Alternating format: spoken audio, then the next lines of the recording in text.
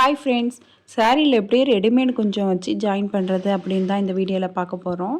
சாரியில் வந்து ப்ளவுஸ் துணியை வந்து நம்ம தனியாக கட் பண்ணி எடுத்துடலாம்.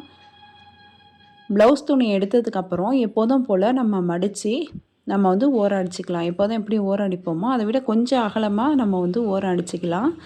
எதுக்காக கொஞ்சம் அகலமாக ஓரம் அடிச்சுக்கலாம் சொல்கிறேன் அப்படின்னா, கொஞ்சம் இருக்குல்ல, அது ஓரத்தில் வந்து நமக்கு ஒரு லேஸ் கொடுத்துருப்பாங்க. அந்த லேஸ் எந்த அகலத்தில் இருக்கோ அந்த அகலத்தில் வந்துட்டு நம்ம வந்து ஓரத்தை மடித்து ஸ்டிச் பண்ணிக்கலாம். ஏன்னா அந்த லேஸில் நம்ம 2 பக்கமும் தையல் போடுவோம்.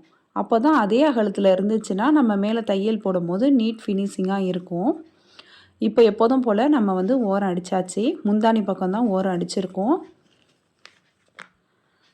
இதுக்கப்புறம் இது வந்து ஸ்டோன் வச்ச கொஞ்சம், அதனால வந்து நம்ம மேலே வச்சு ஜாயின் பண்ணுறோம்.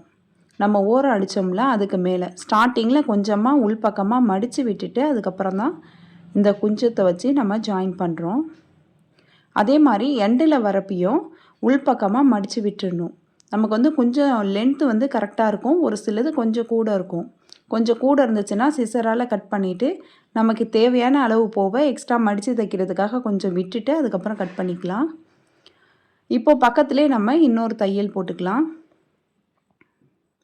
இதே நம்ம ப்ளைன் கொஞ்சம் வச்சு ஸ்டிச் பண்ணும்போது நம்ம வந்து அடிப்பக்கமாக தான் வச்சு ஸ்டிச் பண்ணுவோம். இது ஸ்டோன் இருக்கிறதுனால மேல் பக்கம் வச்சு ஸ்டிச் பண்ணால் தான் ஸ்டோன் தெரியும். அப்போ தான் இன்னும் அழகாக இருக்கும். அதனால் நான் மேலே வச்சு ஸ்டிச் பண்ணுறேன். பக்கத்துலேயே இன்னொரு தையல் போட்டுக்கலாம். இப்போ பாருங்கள், நம்ம 2 தையலும் போட்டாச்சு. 2 தையலோட டிஸ்டன்ஸும் ஒரே அளவே இருக்கிற மாதிரி நம்ம பார்த்து போட்டுக்கணும். இப்போ எவ்வளோ சூப்பராக இருக்குன்னு பாருங்கள். சாரி இன்னும் கிராண்டாக இருக்குது. இது வந்து ப்ளைன் குஞ்சம். இந்த குஞ்சம் நம்ம பார்க்கும் போதே தெரியும் எது மேல் பக்கம் வரும், எது கீழ் பக்கம் வரும்னு.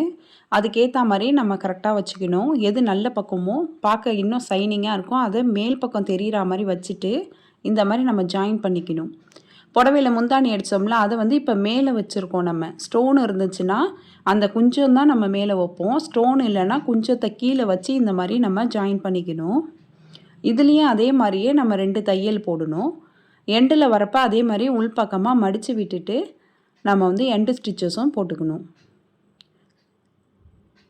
இப்போ எக்ஸஸாக உள்ளதை நம்ம கட் பண்ணிடலாம். அப்போ தான் நமக்கு நீட்டாக இருக்கும். இதுக்கப்புறம் பக்கத்தில் அதே மாதிரியே இன்னொரு தையலும் போட்டுக்கலாம். நீங்கள் சாரீ வாங்கிட்டு அதில் வந்து கொஞ்சம் அங்கேயே கட்டி தரல அப்படின்னா நீங்கள் இந்த மாதிரி கொஞ்சம் வாங்கி வீட்டிலே ஸ்டிச் பண்ணிக்கலாம். நல்ல கிராண்ட் லுக் கொடுக்கும். இந்த வீடியோ உங்களுக்கு யூஸ்ஃபுல்லாக இருக்கும்னு நினைக்கிறேன். இந்த வீடியோ உங்களுக்கு பிடிச்சிருந்துச்சுன்னா லைக் பண்ணுங்கள், ஷேர் பண்ணுங்கள், கமெண்ட் பண்ணுங்கள். மறக்காமல் சப்ஸ்கிரைப் பண்ணிவிடுங்க. தேங்க்ஸ் ஃபார் வாட்சிங்.